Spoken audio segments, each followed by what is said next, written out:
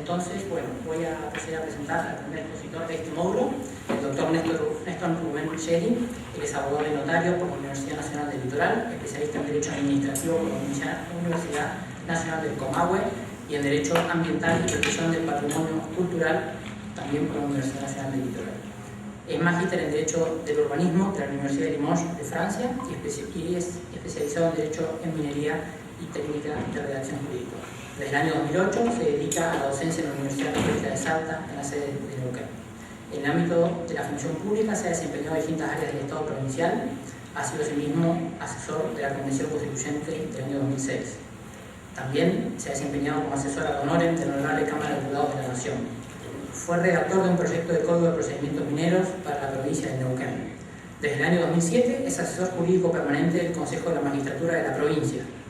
Ha publicado también artículos jurídicos en revistas especializados y un libro titulado El Federalismo Ambiental Argentino, su interpretación desde una provincia. Bueno, doctor Sheri.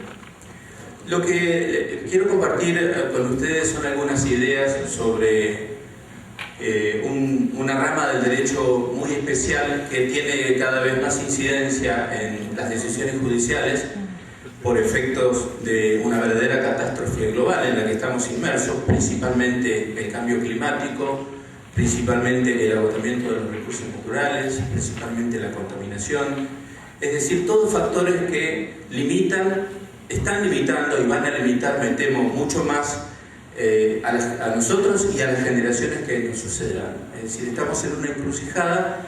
La respuesta jurídica como técnica ha sido el derecho ambiental, que es básicamente de lo que les voy a hablar, porque es una normativa que indudablemente va a estar muy presente en los casos de competencia de los jueces procesales administrativos. Cuando yo comienzo mis exposiciones, casi siempre lo hago con una frase que pertenece a Ortega y Gasset, Ortega y Gasset es el mayor filósofo de lengua hispana y lo escribió en 1914, es decir, hace más de 100 años.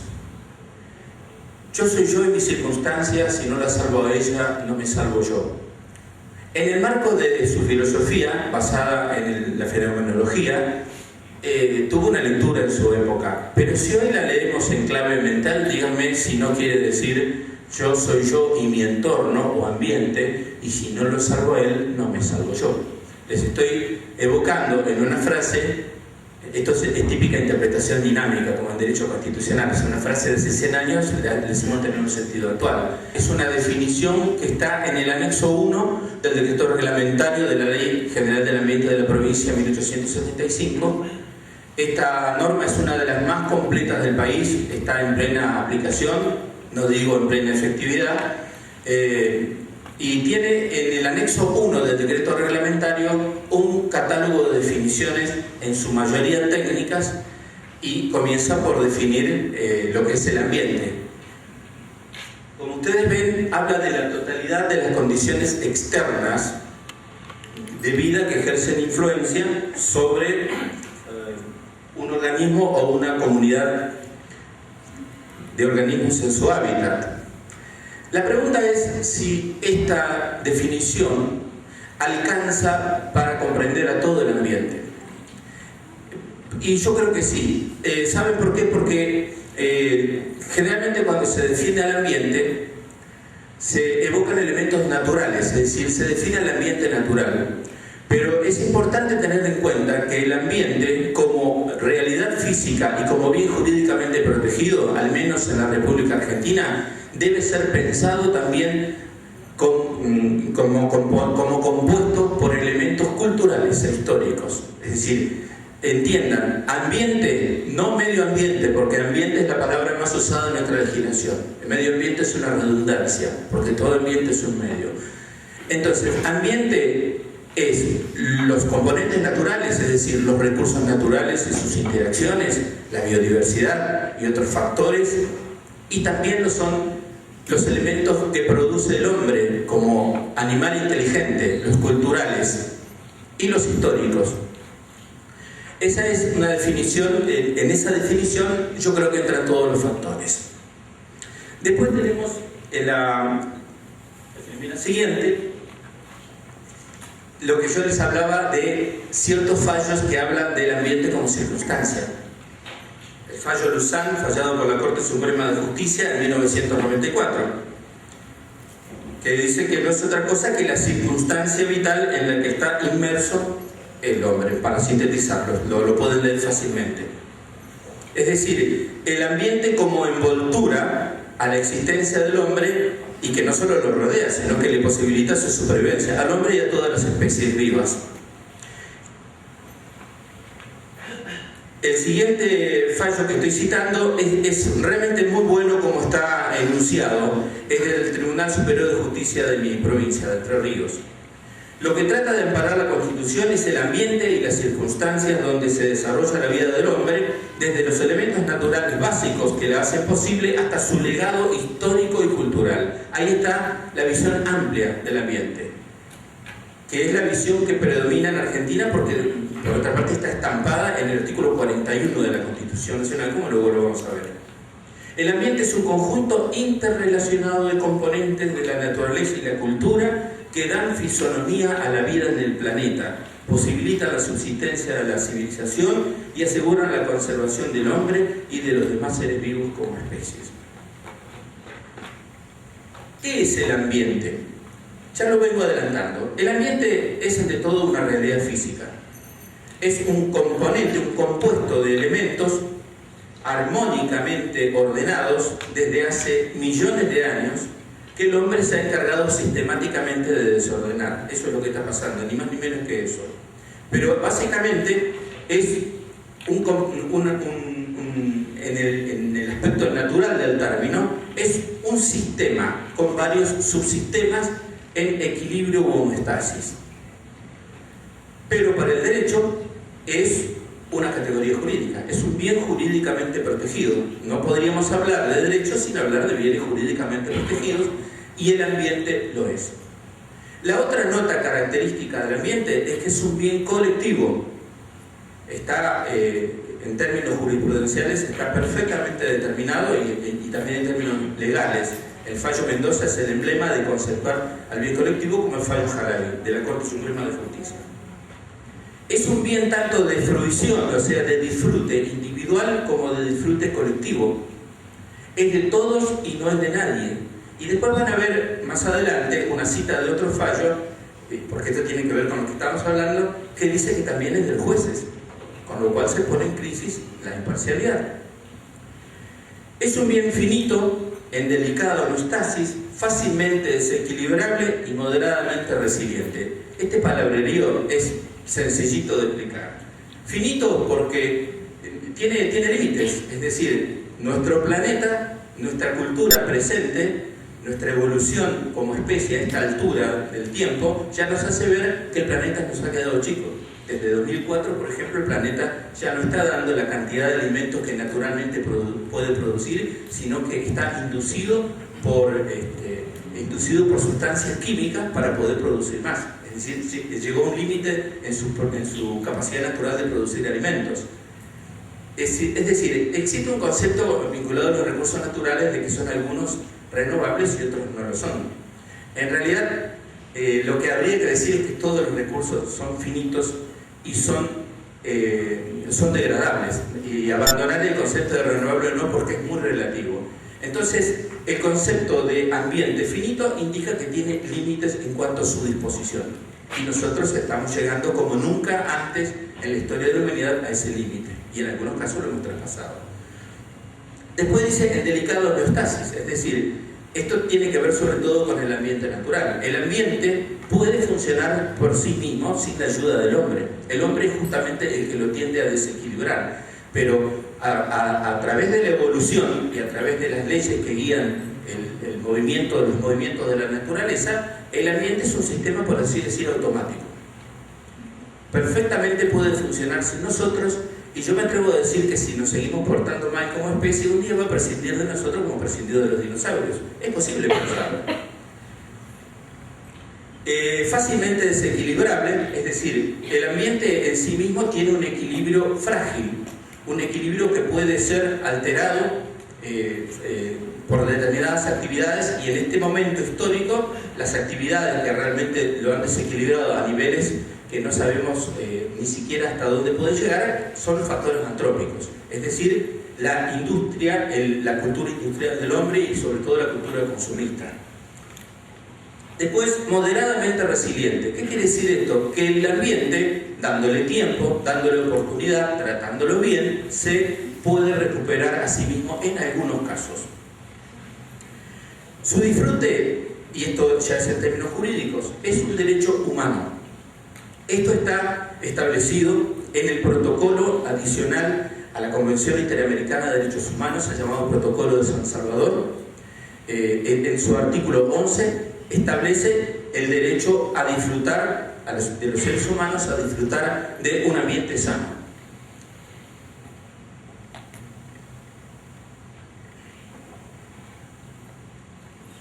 Esta es la definición más sencilla que encontré de lo que es el derecho ambiental. Ahora entro a hablar del ambiente, de la norma o de la normativa que regula el ambiente.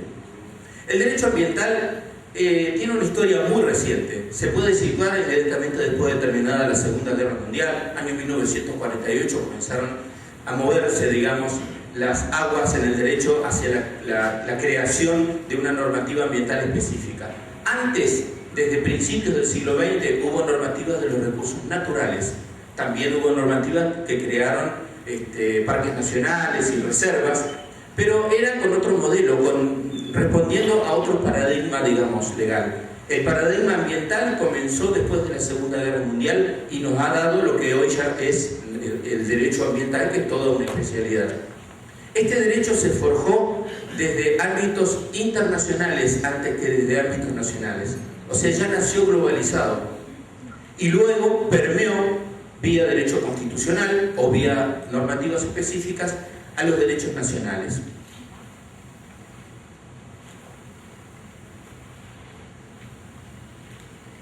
Lo del paradigma que les hablaba está en la primera cita. Es decir, ¿qué características tiene esta novísima rama del derecho? Es un derecho que surge a raíz de la constatación de una realidad desfavorable para el hombre. Es decir, las primeras normas sobre derecho ambiental no por casualidad nacieron en Europa, en Alemania principalmente. Y fue porque se constató un fenómeno visible en aquellos momentos, que fueron las lluvias ácidas, que arruinaban la forestación, la foresta, que arruinaban los bosques, a consecuencia de la presencia de sulfuros en el aire. Ese elemento disparó el nacimiento, por así decir, del derecho ambiental en esa región del mundo, y luego, por una especie de contagio, se fue dando a nivel universal. Después, lo que cito en segundo lugar es muy interesante, lo dice Lorenzetti en sus obras, y cada palabra tiene un significado muy interesante. Es herético, decodificante y mutante. Lo de Heteróclito no pertenece al mismo autor, que en este caso es Lorenzetti, ¿no? Sino a un autor español. Heteróclito quiere decir raro, es una palabra rara, evidentemente. Pero me quedo con las primeras tres. Herético, decodificante y mutante. Y esto es importante para los jueces, para los operadores judiciales. El derecho ambiental es herético porque desafía los cánones establecidos, ergo el proceso adversarial tal cual lo conocemos. Es decir, cuando se gestionan casos ambientales, hay que olvidarse de las vestiduras que se traen en términos intelectuales y descontracturarse y decodificarse. Por eso habla de que es decodificante. Esto indica que hay que asumir, cuando se aplican la normativa ambiental en los casos en los que está involucrado el ambiente, por afectación en general por daños ambientales, hay que olvidarse un poco de los conceptos establecidos y razonar bajo un nuevo paradigma. Esto del nuevo paradigma es tan acentuado, y cada vez va a serlo más, que un conocido constitucionalista, Quiroga Lavie, ha dicho que estamos en el estado constitucional, social, convencional y ecológico de derecho. Hoy hablaba Pablo del estado social y convencional, del estado convencional, de la convencionalidad, cosas a las que adhiero totalmente, y hay que juxtaponerle una dimensión más cuando se trata jurisdiccionalmente de los casos ambientales, que es que estamos transitando el estado ecológico de derecho. Otra característica del derecho ambiental, y que lo vamos a ver muy patente en cómo ha ido evolucionando la legislación en la Argentina, es su carácter transversal, horizontal. Es un derecho que con sus categorías y sus principios percola, estoy empleando un lenguaje minero, percola, es decir, ¿cómo decir? Se cuela por todo el ordenamiento jurídico. Ustedes van a encontrar motivos para razonar ambientalmente prácticamente en todas las ramas del derecho. La prueba más clara es el nuevo Código Civil y Comercial argentino. La pregunta es, ¿qué pasó? ¿Se ambientalizó el Código Civil o se civilizó el derecho ambiental? Pero es evidente que se está verificando esta característica del derecho ambiental en la intrusión del respeto al ambiente y a las normas de presupuestos mínimos que las menciona expresamente el Código Civil y Comercial en este cuerpo normativo tan moderno con el que contamos.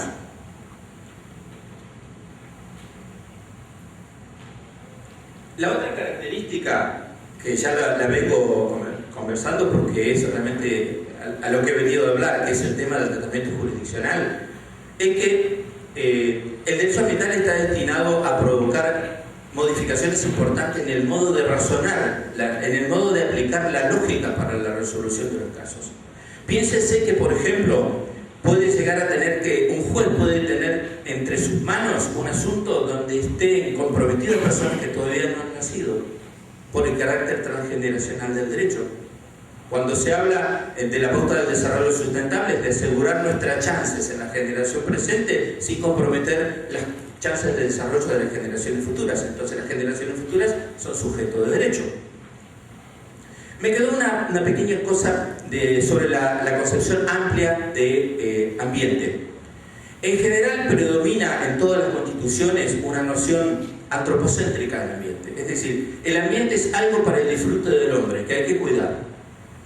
Hay una sola constitución en el mundo que va a contramano y que ha ido bastante más allá de la lógica, por supuesto también probando lo herético del derecho ambiental. La Constitución de Ecuador, si mal no recuerdo, su artículo 26, plantea la subjetivización del ambiente. Es decir, el ambiente, la Pachamama, es un sujeto de derecho, no es un objeto de derecho. Esto es para darles el espectro, digamos, en el que se mueve el derecho ambiental a nivel del ambiente como bien jurídicamente protegido. La otra cuestión es que el derecho ambiental exige a los operadores del derecho una visión holística o integradora, típica del derecho constitucional, social y ecológico. Eso ya lo había adelantado, ecológico de derecho. Otra característica, y esta la ha consignado Hutchinson, es que el derecho ambiental es el que más se parece al derecho administrativo, el que más puntos de contacto tiene.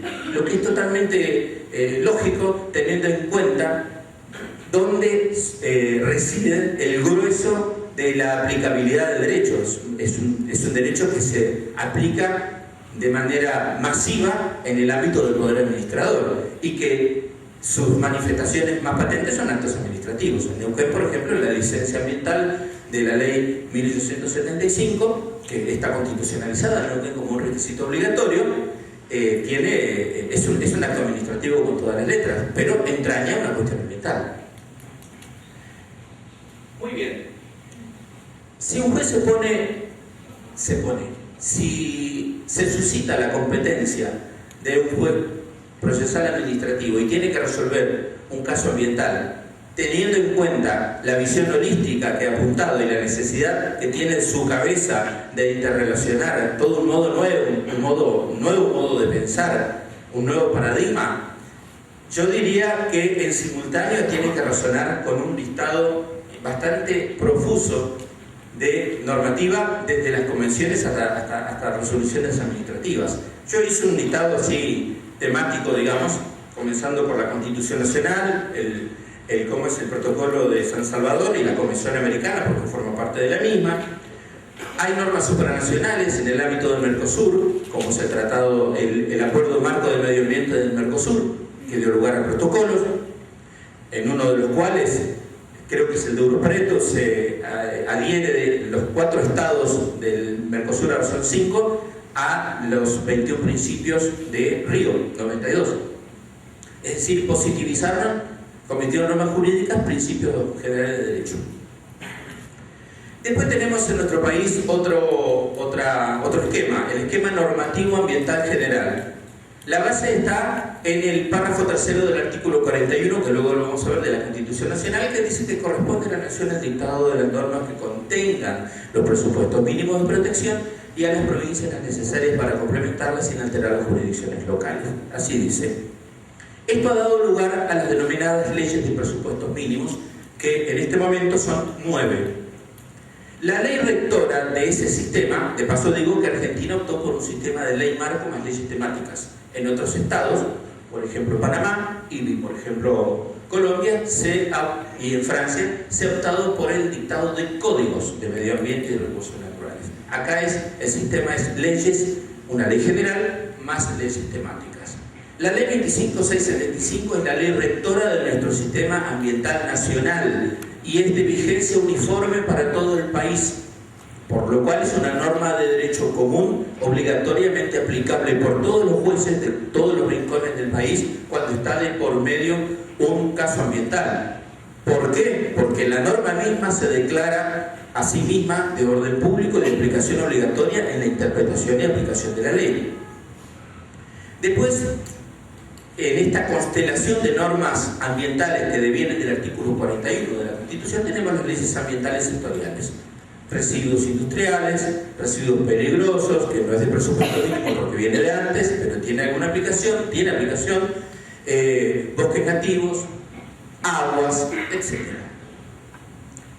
Después, otra norma temática que funciona como norma de presupuesto mínimo, porque ella misma se encarga de decir que va a estar sujeta a las normas de presupuesto mínimo que oportunamente se dicten, y esto tiene una explicación, es el Código de Minería de la Nación. Ese fue el primer código de fondo en ambientalizarse, en el año 1996. O sea, se dictó antes, se ambientalizó en su título 13, antes de que se dieran las leyes de presupuestos mínimos. La primera es del año 2002.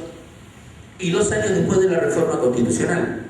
El Código de Minería, que es un código que contiene normas de fondo y de procedimiento, regula todo lo atinente a la adquisición, modificación y extinción de derechos sobre las sustancias minerales, derechos de exploración, explotación, de prospección, exploración y explotación.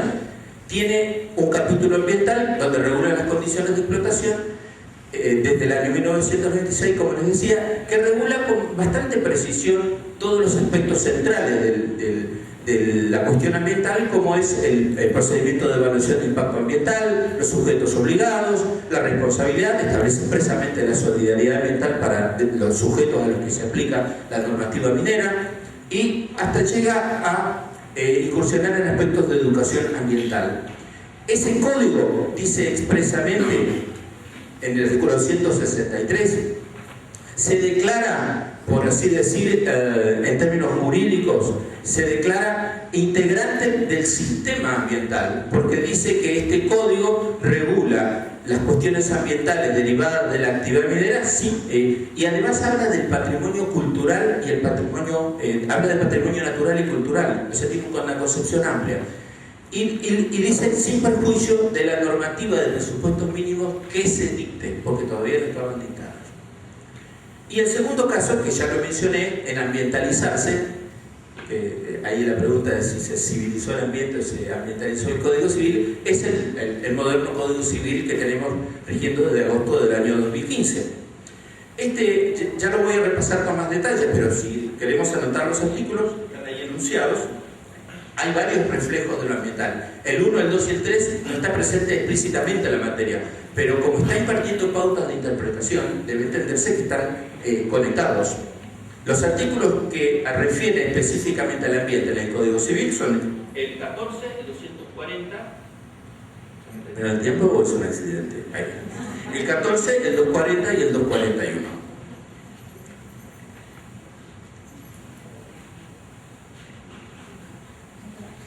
La Constitución, la cláusula constitucional, el artículo 41, tiene 4 párrafos, yo inserté 3 ahí. En el primero está el reconocimiento del derecho de ver al ambiente sano, apto y equilibrado. El segundo párrafo es importante para los jueces y para todos los que somos funcionarios, porque dice que las autoridades proveerán a la protección del ambiente. Se entiende en la medida de su competencia, pero es un deber colectivo impuesto por la Constitución Nacional directamente a todos los que detentan poder, a salvaguardar ese derecho de ver reconocido en el párrafo primero. El párrafo tercero es un reparto de competencias. Esto es otra nueva cuestión herética que ha planteado el derecho ambiental en la Constitución. Porque este reparto de competencias no existía en la Constitución de 1853. En nuestro federalismo estaba el clásico, y sigue estando el sistema clásico de delegación de las provincias y de reserva de poderes. Acá hubo una transacción competencial donde el Estado Nacional dicta las normas que contienen los presupuestos mínimos y las provincias las necesarias para complementarlas.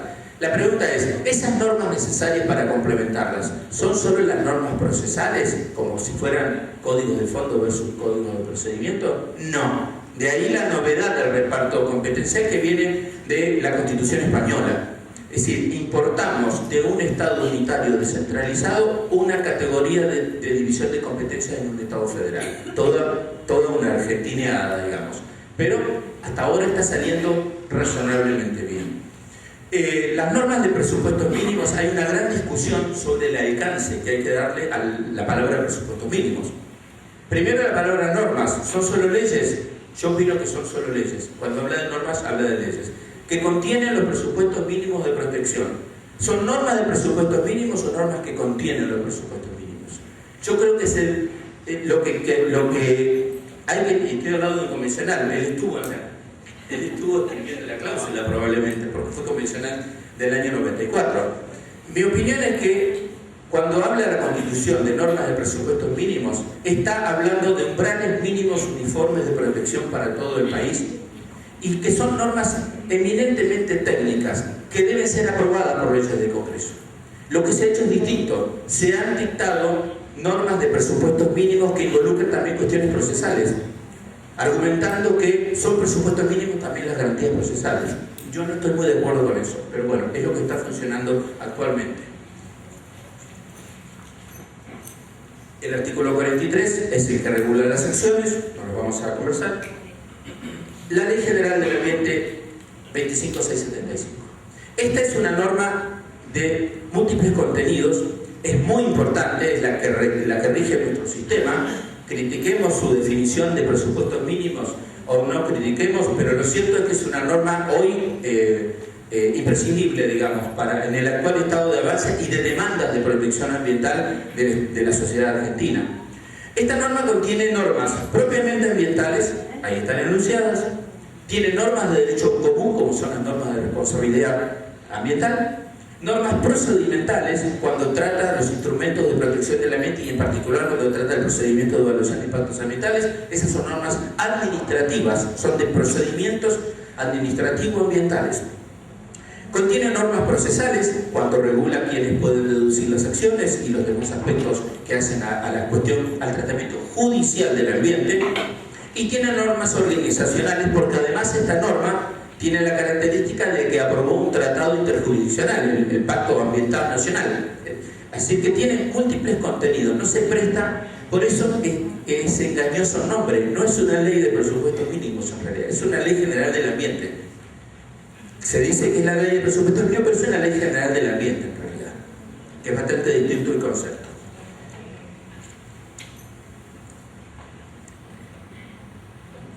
Vamos cerrando entonces la exposición. Yo voy haciendo desfilar la filmina lo más rápido posible. Estos son los contenidos de la Ley General del Ambiente, que están, en cierto modo, ya hablado. En lo procesal, algunos, en lo último, el último párrafo, algunos sostienen que esta ley ha pergeñado o ha creado una acción popular, porque habla en el artículo 30, último párrafo, habla de que cualquier persona tiene acción a través del amparo para hacer cesar las acciones generadoras del daño ambiental colectivo. Es decir, lo separa de los legitimados que están en el primer párrafo, que son los que menciona el artículo 43 de la Constitución. Y la otra cuestión, y con esto voy terminando, de la Ley General del Ambiente es la disposición del artículo 32. Esto es muy importante porque atañe al quehacer de los jueces. Yo creo que los jueces procesales administrativos y todos los jueces que deben intervenir en cuestiones ambientales y que a su vez tienen otros campos de competencia, van a tener que tener, si ya no lo tienen, una especie de esquizofrenia. Es decir, tienen que razonar con doble personalidad, porque las diferencias son muy acentuadas.